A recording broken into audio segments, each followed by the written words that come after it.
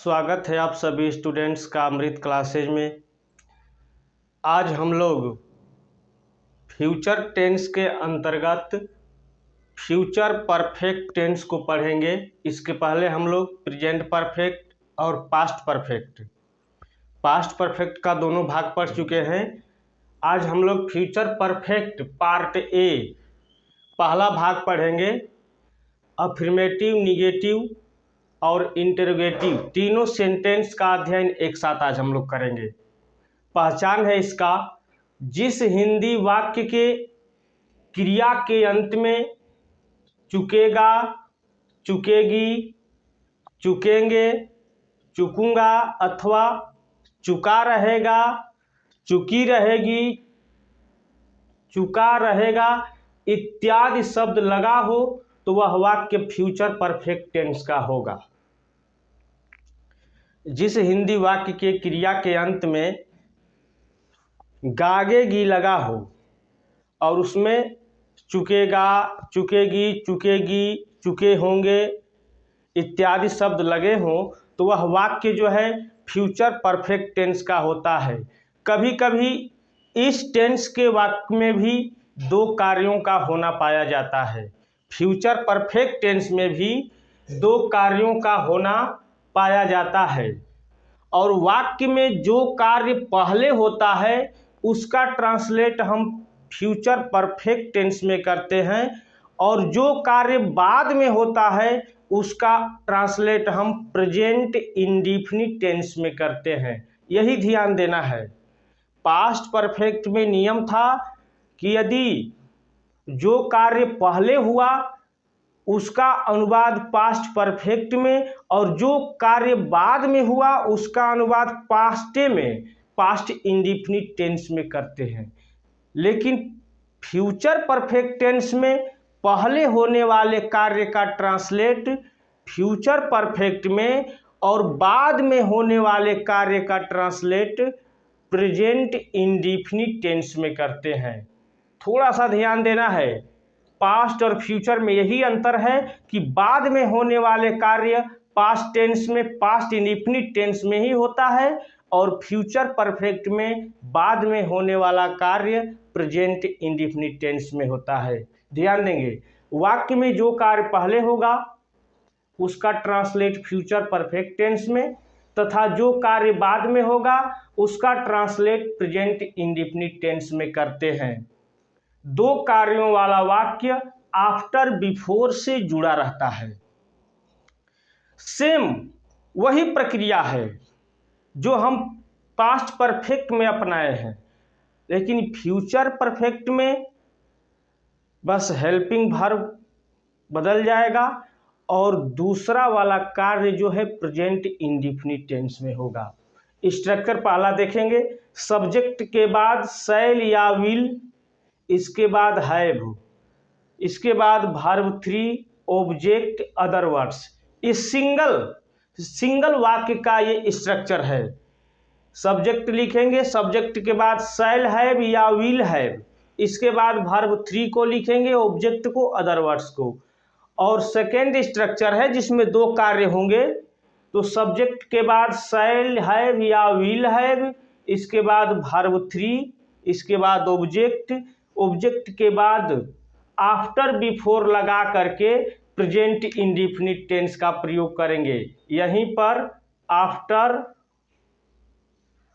या बिफोर लगाएंगे, इसके बाद प्रेजेंट इंडेफिनिट टेंस का प्रयोग करेंगे। प्रेजेंट इंडेफिनिट टेंस का स्ट्रक्चर है सब्जेक्ट प्लस वर्ब 1, उसके साथ ES और S जोड़ते हैं सिंगुलर नंबर सब्जेक्ट के साथ, और इसके बाद ऑब्जेक्ट। एग्जाम्पल, मैं अपना काम कर चुकूंगा। ये सिंगल वाक्य है, इसमें दो कार्य नहीं है, एक ही व्यक्ति है, एक कार्य कर रहा है। कभी कभी ऐसे भी वाक्य आते हैं जिसमें एक ही व्यक्ति होता है लेकिन दो कार्य करता है, लेकिन ये सिंगल है, इसमें दो कार्य का जिक्र नहीं है। मैं अपना काम कर चुकूंगा। I shall have done my work. ये तो पहले से हम लोग पढ़ते हैं कि आई वी के साथ शैल हैव का प्रयोग करते हैं और अन्य सब्जेक्ट के साथ विल हैव का प्रयोग करते हैं। केवल आई और वी के साथ shall have, he, she, it, name, they, you जितने भी सब्जेक्ट आएंगे उसके साथ विल हैव का प्रयोग करते हैं। मैं अपना काम कर चुकूंगा, I shall have done my work, subject हो गया, shall have helping verb, done verb 3 हो गया और माई वर्क ऑब्जेक्ट हो गया। वह अंग्रेजी नहीं सीख चुकेगा, निगेटिव उसके साथ है, वह अंग्रेजी नहीं सीख चुकेगा। ही विल नॉट हैव, यदि नॉट का प्रयोग करना है तो शैल हैव के बीच में नॉट लगाएंगे, यदि विल हैव होगा तो विल और हैव के बीच में नॉट का प्रयोग करेंगे। इसके बाद वर्ब 3 तब object. He will not have learned English, वह अंग्रेजी नहीं सीख चुकेगा। तीसरा है उसके आने के पहले मैं खा चुकूंगा। इसमें 2 कार्य हो रहे हैं, एक का आना और दूसरे का खाना। अब कौन सा कार्य पहले हो रहा है इसको ध्यान देना है। जो कार्य पहले होगा उसका ट्रांसलेट हम फ्यूचर परफेक्ट टेंस में, और जो कार्य बाद में होगा उसका ट्रांसलेट हम प्रेजेंट इंडेफिनिट टेंस में करते हैं। भूल कर भी फ्यूचर इंडेफिनिट में मत कीजिएगा, प्रेजेंट इंडेफिनिट टेंस में करते हैं दूसरे वाले वाक्य का। उसके आने के पहले मैं खा चुकूंगा। अभी ध्यान देना है कि कौन सा कार्य पहले हो रहा है, उसका आना कि मेरा खाना। उसके आने के पहले मैं खा चुकूंगा, मैं खा चुकूंगा, मैं खा लूंगा तब वह आएगा। यही ना कह रहा है वाक्य कि मैं खा लूंगा उसके बाद वह आएगा, मतलब मेरे आने के पहले वह खा चुकेगा। तो मैं खा चुकूंगा कि अंग्रेजी पास्ट परफेक्ट बनाएंगे तो I shall have eaten, I shall have eaten, मैं खा चुकूंगा। इसके बाद लिखेंगे पहले की अंग्रेजी बिफोर ही कम्स, कम्स करेंगे। ही सिंगुलर नंबर सब्जेक्ट है तो इसके वर्ब में एस जोड़ेंगे। डॉक्टर के आने के पहले रोगी नहीं मर चुकेगा, निगेटिव है। डॉक्टर के आने के पहले रोगी नहीं मर चुकेगा, तो पहले रोगी का मरना, इसके बाद डॉक्टर का अस्पताल पहुंचना। तो डॉक्टर के आने के पहले रोगी नहीं मर चुकेगा। The patient will not have died, the patient subject हो गया, will not have helping verb, died verb 3, इसके बाद बिफोर द डॉक्टर कम्स। हमेशा ध्यान देना है कि सिंगुलर नंबर सब्जेक्ट रहेगा तो वर्ब में एस जोड़ेंगे। अगले मंगलवार तक मैं इसे कर चुका रहूंगा, सिंगल वाक्य है लेकिन इसमें समय सूचक शब्द दिया गया है। अगले मंगलवार तक मैं इसे कर चुका रहूंगा। I shall have done, do means करना होता है, डिड सेकेंड फॉर्म और done third form, do did done. I shall have done it, मैं इसे कर चुकूंगा। कब कर चुकूंगा? तो बाई ट्यूजडे नेक्स्ट, आगामी मंगलवार तक। तक के लिए बाई का प्रयोग करते हैं, तक के लिए बाई का। अब आगे हम लोग एग्जाम्पल थोड़ा सा और देखेंगे।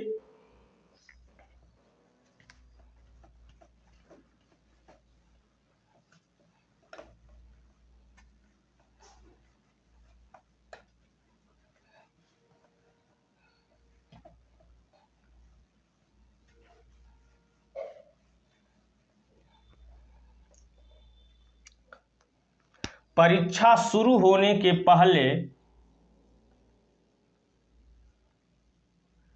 परीक्षा शुरू होने के पहले मैं प्रवेश पत्र दिखा चुकूंगा।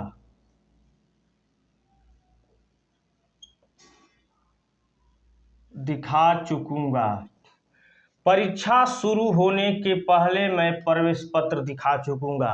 2 कार्य हो रहे हैं फ्यूचर टेंस में, फ्यूचर परफेक्ट में, तो जो कार्य पहले होगा उसका ट्रांसलेट हम फ्यूचर परफेक्ट में, और जो कार्य बाद में होगा उसका ट्रांसलेट हम प्रेजेंट इंडेफिनिट टेंस में करते हैं। और दोनों उपवाक्यों को ये पहले शब्द जोड़ रहा है, तो मैं प्रवेश पत्र दिखा चुकूंगा, तो क्या हो जाएगा, आई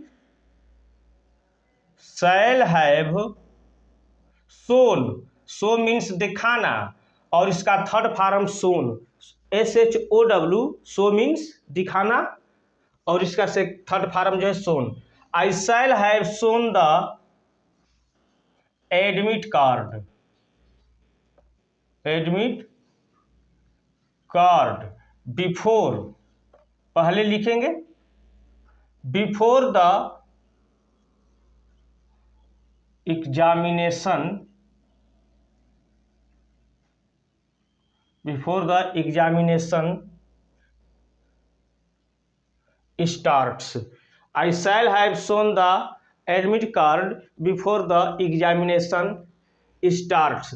यदि इसमें निगेटिव शब्द आ जाए, नकारात्मक आ जाए कि परीक्षा शुरू होने के पहले मैं प्रवेश पत्र नहीं दिखा चुकूंगा, तो जैसे ही नहीं शब्द आ जाए यहाँ पर प्रवेश पत्र नहीं दिखा चुकूंगा, तो शैल और विल के बाद जो है हम नॉट का प्रयोग करेंगे। ध्यान दीजिए, इधर देखते रहिए, शैल नॉट हैव कर देंगे, यदि विल रहेगा तो विल नॉट हैव कर देंगे, निगेटिव हो जाएगा।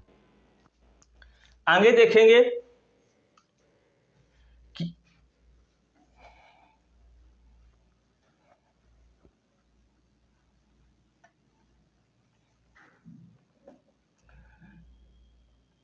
इंटरोगेटिव सेंटेंस में हम लोग क्या करते हैं, पहले से हम लोग देखते हैं, एग्जाम्पल से समझ लेंगे।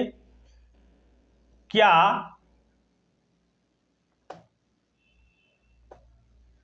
परीक्षा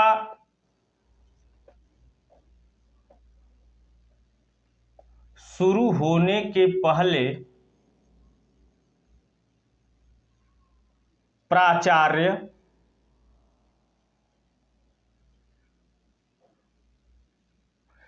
प्रवेश पत्र की जांच, प्रवेश पत्र की जांच कर चुके रहेंगे, कर चुके रहेंगे। ध्यान देंगे, क्या परीक्षा शुरू होने के पहले प्राचार्य प्रधानाध्यापक प्रवेश पत्र की जांच कर चुके रहेंगे। तो पहले से हम लोग पढ़ते आ रहे हैं कि यदि प्रश्नसूचक शब्द क्या हिंदी वाक्य के शुरू में हो तो सर्वप्रथम हम हेल्पिंग वर्ब को लिखते हैं। तो हेल्पिंग वर्ब क्या है मेरा फ्यूचर परफेक्ट में, शैल या विल, तो सर्वप्रथम हम शैल या विल को रखेंगे, इसके बाद सब्जेक्ट को रखेंगे। यदि नकारात्मक शब्द आ जाएगा तो सब्जेक्ट के तुरंत बाद नॉट का प्रयोग करते हैं, इसके बाद हैव लिखेंगे। यदि निगेटिव नहीं है, इंट्रोगेटिव निगेटिव एक साथ नहीं है, तो शैल या विल को सबसे पहले लिखेंगे, इसके बाद सब्जेक्ट, और सब्जेक्ट के तुरंत बाद हैव, और हैव के बाद जो है वर्ब 3 का प्रयोग करेंगे, अदर वर्ड्स का प्रयोग करेंगे। ध्यान दीजिए, क्या परीक्षा शुरू होने के पहले प्राचार्य प्रवेश पत्र की जांच कर चुके रहेंगे, प्राचार्य, तो क्या लिखेंगे, will the principal, will the principal have. आया, ये हेल्पिंग वर्ब का एक पार्ट हो गया, ये हमारा सब्जेक्ट हो गया, इसके बाद हैव लिख दिए। Will the principal have checked the admit cards, checked the admit card before the examination starts, examination starts। यहाँ भी सब्जेक्ट हो गया, और वर्ब 1 में जो है या ईएस का प्रयोग करेंगे। एग्जामिनेशन सिंगुलर शब्द है, तो इसलिए इसके भारत में जो है हम एस या ईएस का प्रयोग करेंगे। ध्यान से एक बार एग्जाम्पल को देखिए। क्या परीक्षा शुरू होने के पहले प्राचार्य प्रवेश पत्र की जांच कर चुकेंगे? भले ही क्या वाक्य के शुरू में है, लेकिन जो कार्य पहले हो रहा है वही उपवाक्य का ट्रांसलेट वाक्य में पहले करेंगे और पास्ट परफेक्ट में करेंगे। अगला एग्जाम्पल,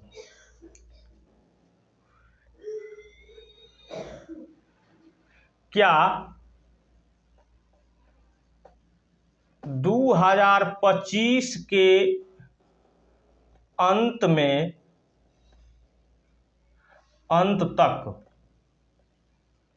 तक तुम्हारा भाई मैट्रिक पास नहीं कर चुकेगा?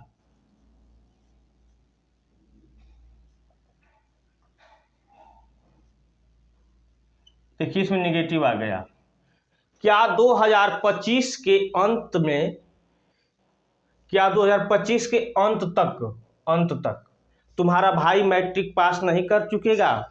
तो क्या होगा? Will your brother not have, बताए कि सब्जेक्ट के तुरंत बाद जो है नॉट का प्रयोग करेंगे, इसके बाद हैव का प्रयोग करेंगे, इसके बाद वर्ब 3 का। पास्ट, क्या पास करेगा? मैट्रिकुलेशन। क्या लिखते हैं मैट्रिक को? Matriculation. By the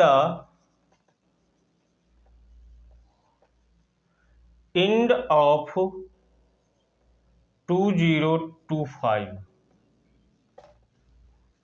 will your brother not have passed matriculation by the end of 2025? 2025 ध्यान देंगे एक बार। अब जो है हम लोग दूसरे एग्जाम्पल पर चलते हैं।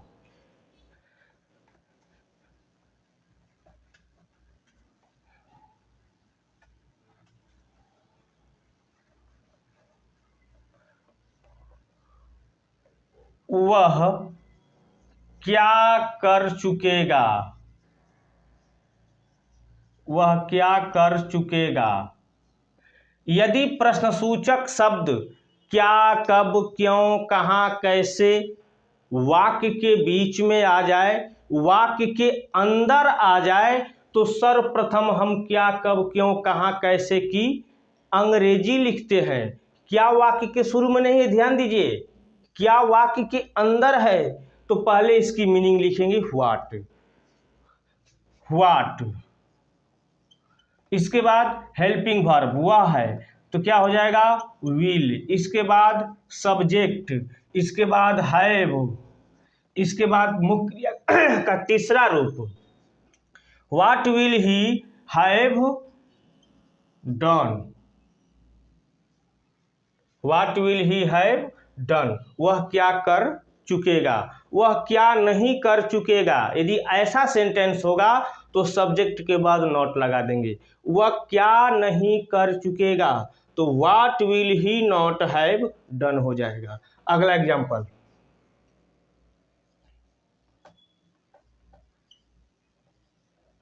मेरे आने के पहले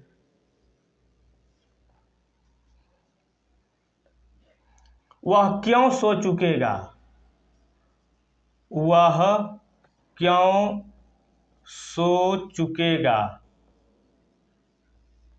क्यों वाक्य के अंदर है तो उसकी अंग्रेजी पहले लिखेंगे। Why will he have slept. Why will he have slept before I come. Came नहीं, कॉम। मेरे आने के पहले वह क्यों सो चुकेगा। क्या कब क्यों वाक्य के अंदर में है होगा, तो उसकी अंग्रेजी हम पहले लिखेंगे, इसके बाद शैल या विल को लिखेंगे, इसके बाद सब्जेक्ट लिखेंगे, इसके बाद हैव वर्ब 3, इसके बाद बिफोर, इसके बाद प्रेजेंट इंडेफिनिट टेंस का प्रयोग करेंगे, जो कार्य बाद में होगा उसका ट्रांसलेट करेंगे। तो सब्जेक्ट वर्ब 1, ठीक, इसको ध्यान देना है। Present perfect, past perfect, future perfect, हम लोग तीनों परफेक्ट पढ़ लिए। फ्यूचर परफेक्ट में पार्ट ए हो गया, कुछ ऐसे एग्जाम्पल्स हैं, कुछ ऐसे एक आध दो नियम है जो कि पार्ट बी में पढ़ा दिया जाएगा। और हाँ, अभी तक जितने लोग लाइक सब्सक्राइब नहीं किए हैं, लाइक और सब्सक्राइब कीजिए, अपने दोस्तों में शेयर कीजिए और कमेंट कीजिए।